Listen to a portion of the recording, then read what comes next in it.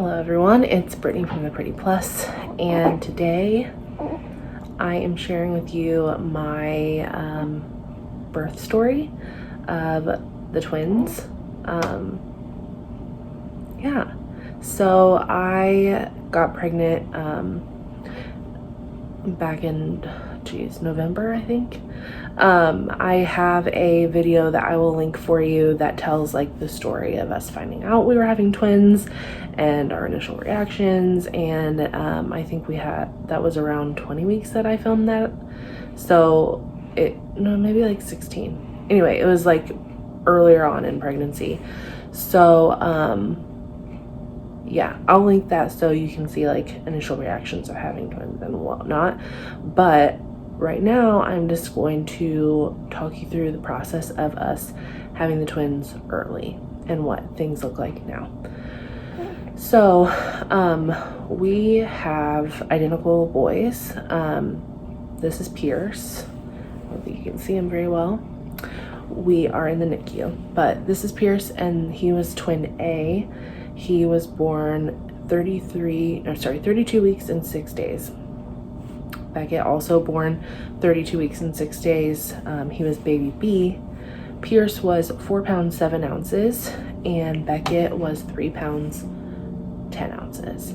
So the reason that let's just start over with this pregnancy. With it being identicals, they were mono-di identical twins, meaning that they had one placenta in the same sac but with a membrane in between. A little more high risk, not as high risk as like one sac, no membrane, free-for-all stuff going on in there.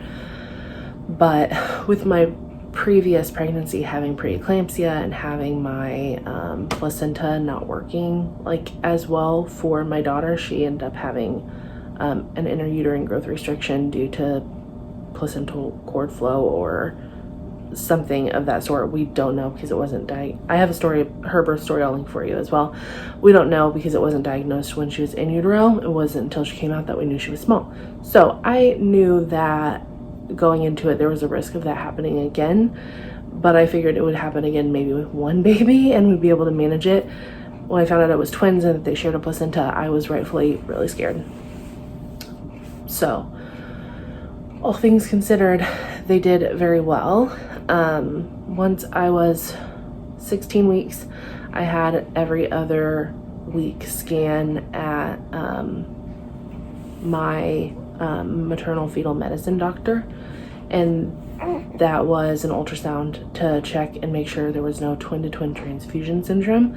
There were never any signs of that, and to just check on the babes. And then around, oh no, he just spit up on me. Around 20 weeks,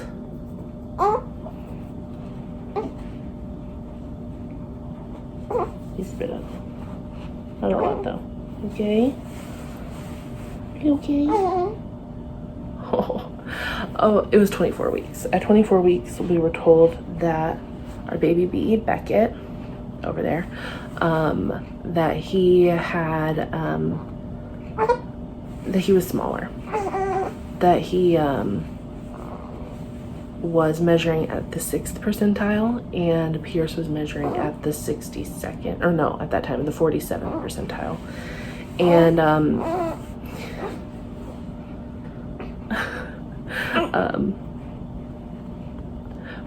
Beck was being considered as having intrauterine growth restriction as well. His cord was doing well. There was some restriction, but there wasn't any intermittent absent cord flow or absent cord flow.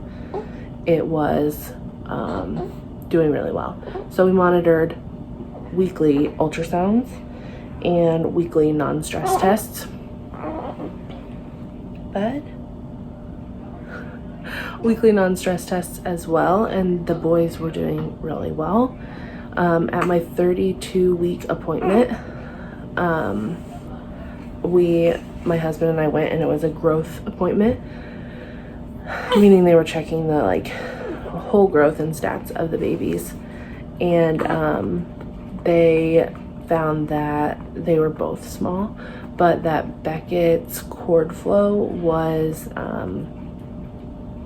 basically, it was intermittent absent. So it wasn't, it was stopping. The cord flow wasn't constant.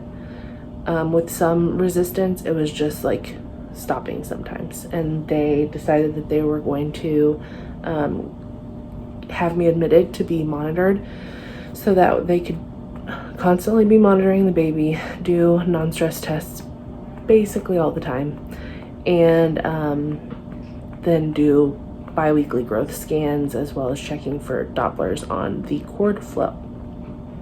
So I was admitted. First of all, I live in the Indiana area, so my specialist was in Carmel, and they told me that I could be admitted back in Lafayette, where it's closer to my home and easier for my family to get to, easier for my husband to get to, back and forth, you know, because we have a 2-year-old at home. So that was really nice. I didn't have to like go immediately from my doctor's appointment into the hospital that was attached. I got to go home, gather my stuff, then go check into the hospital. And so I was there for 5 days, the eve of the 5th day. So on the 4th day, I was having blood pressure issues. I had preeclampsia with my last pregnancy. So babies were still looking good, cord flow looking good, but my blood pressure shot up. So they did a 24-hour urine protein check on me, and it came back just a little elevated. They said they wanted it to be 300. It was 322. And for reference, my baseline was 270. We did that back at 10 weeks because he thought that I had some damage from the last time, and I did. So I was already leaking more protein into my urine than most people do. So it wasn't super high. And then my blood pressure was being fine, but my doctor found that next morning that my labs were showing that my liver enzymes were high. And so they rechecked it a few times, and it just kept going up like in a pretty short amount of time.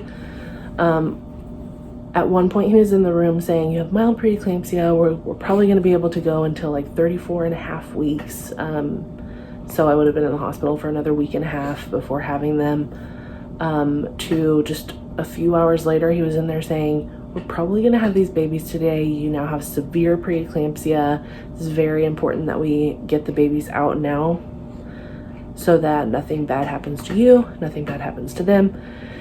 And so I already had been planning for a C-section because I had a C-section first, and Pierce was head down and everything. Pierce was head down, but Beckett was not. He was laying like across my stomach, flip-flopping back and forth. I wouldn't have been able to try for a vaginal birth after cesarean with them, just how they were positioned.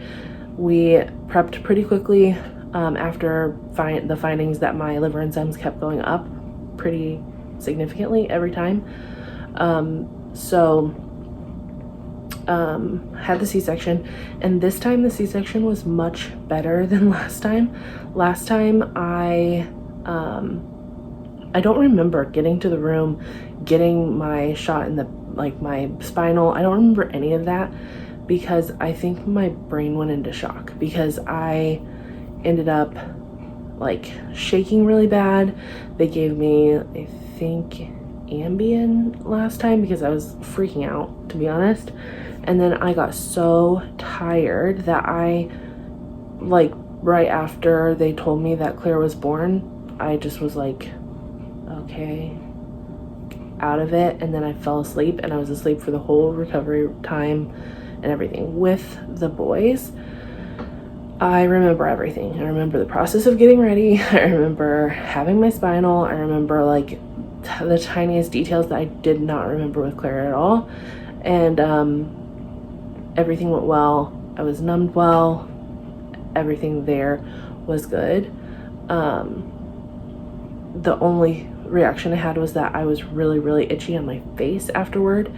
And they ended up giving me Benadryl after, and that helped a lot. But my face was so itchy that I rubbed it raw. Like, I used a washcloth and just kept rubbing because I couldn't stop. It was really bad.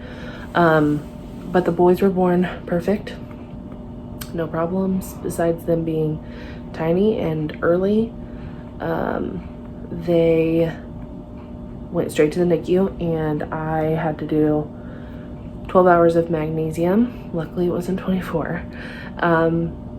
And what else? There was just a lot. I mean, having a C-section is a lot anyway, but then when your babies are taken to the NICU, you don't see them for a while. So I knew that they were doing well, that they were both on oxygen and CPAPs, but that they didn't have like issues, you know. When they took me from the recovery room to my mother baby room, they stopped in the NICU rooms to like show me the babies, and that was really, really good, because that with Clara, I was so out of it that they weren't able to do that. So I got to see them well before I got to see Clara, and then I got to hold them later in the day.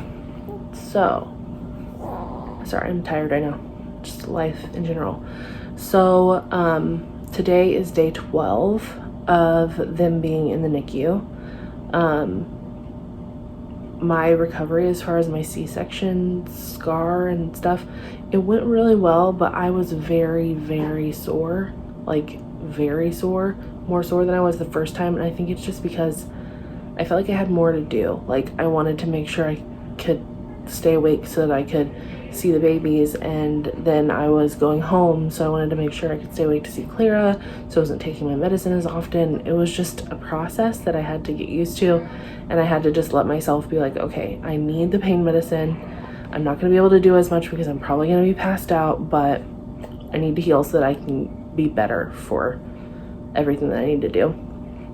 But anyway, so the first 9 days of their lives, they were split into 2 different rooms. They had too much equipment going on in their rooms for them to be together because the rooms are smaller, not set up for 2 babies.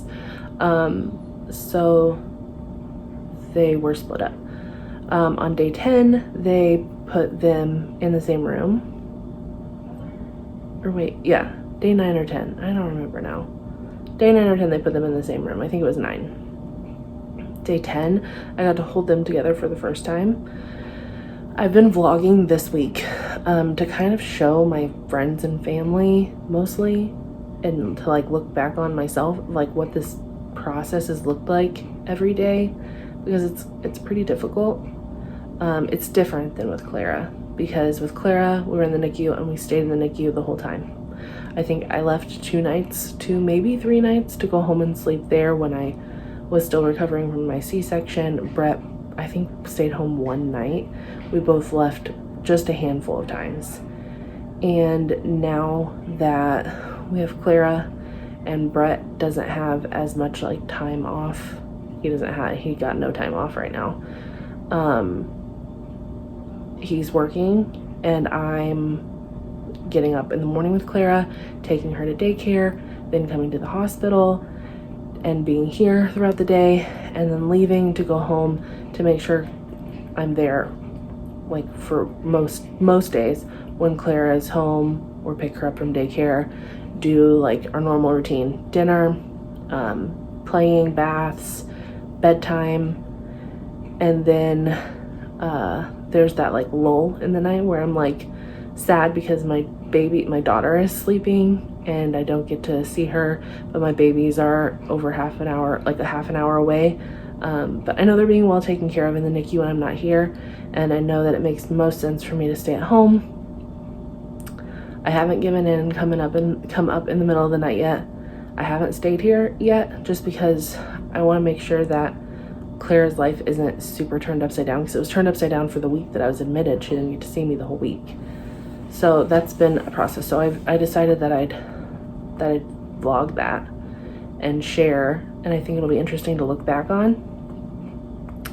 Anyway, I got to hold them at the same time, day 10, and I'll insert a video clip, but you can also see that vlog that I'll be posting later on, sharing that whole process of the week that we're in right now. the boys, they told us that they're expected to be here for about a month. So today is day 12. So we're almost 2 weeks down. Hopefully it's just another few weeks after this. I'm finding it hard for little things. Like, I was really hoping this time around that we would be able to like have our newborn pictures like when they're like truly newborn, like a week old, or those sweet twin pictures you see where it's like their announcement photos, like laying together all curled close. And you know, we didn't get that. We got our own version of that, but it's not the same. It's not at home or together. My life is very fragmented right now because my heart is here and my heart is at home because I have Clara there. And it's been hard because Brett and I have to split so much time that we don't get that much time together right now either. Especially when I'm at home and he needs to go to bed early because he leaves for work early, but I need to stay up later because I need to pump, and it's just a lot. But I'm hoping that they'll just be here for a few more weeks. My real hope, like, I don't want to set myself up for like I know that it could be longer than a month. They told us a month, and I'm hoping that it's less than that, but it could be longer. But my real hope is, like, I was scheduled to have a C-section with them like by 37 weeks, which would be April 18th. And I was thinking then I would have been in the hospital for a few days, so like April 20th, April 21st. That's my goal of when I'd love to have them home, because it's just like an extension of me being pregnant with them, if that makes sense. Like a few bonus weeks, but like a bonus month, but then bringing them home around the same time I would have been bringing them home. So there's that. Another thing, I guess, yeah, I was gonna say, I have like my maternity leave is a little different. I was hoping to be able to stay home with them through July, but I think now more or less it's just going to be through mid-June, and just because of how it all ended up working out with me being in the hospital for a week before and having them a lot earlier, I'll still have a few weeks out where I'm not being paid at all from work, like not even a little bit, but I want to have a few months home with them without being split between the hospital. Like, I want a few good months with them. So that's the plan. That's their story. I just continue to try to make it through every day. It's a lot to be split in this way. It was a different experience with Clara because Brett and I were so scared all the time, and she was like a perfect angel. She just needed to grow, but it was super scary being first-time parents. This time it's a different kind of scary because they were early, so they aren't as developed as Clara was, even though she was tinier than them. She was 2 pounds 11 ounces.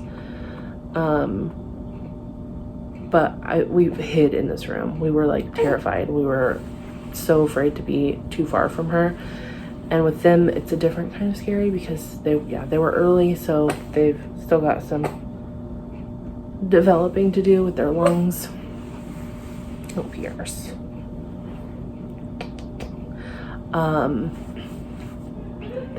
They're on room air now.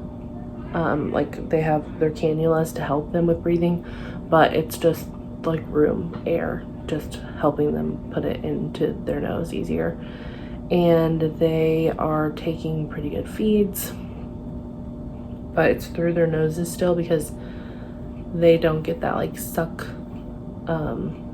to feed until like 34 weeks, and they're just a little over 34 weeks, but they're still not really able to come off of the nasal cannulas yet. So once that happens, then we'll be able to start trying to bottle feed them some. And for them, for the most part, we're just making sure their lungs are developed and they're growing. So we've been blessed. Even though they were just under 33 weeks, they are doing really, really well, and they're pretty good size, and we'll be home with them soon enough. So I hope you guys enjoyed this video. I hope that it gave you a look into what our crazy birth experience was. Team's being so squeaky. I will, yeah, again, I have like a vlog coming up that I will post about the twins, and I'm sure I'll update you as I can moving forward. I make other videos like budgeting videos, grocery videos, stuff like that. So if you're interested in seeing that, then subscribe to stick around. And yeah, you can find me on the internet at The Pretty Plus on Instagram, Pinterest, Facebook, Twitter, and TikTok. And as always, my blog is theprettyplus.com. I typically write blog posts that coordinate with most videos that I have. Just if you're more of a visual type of person than video, or you want like, I don't know, artistic detail.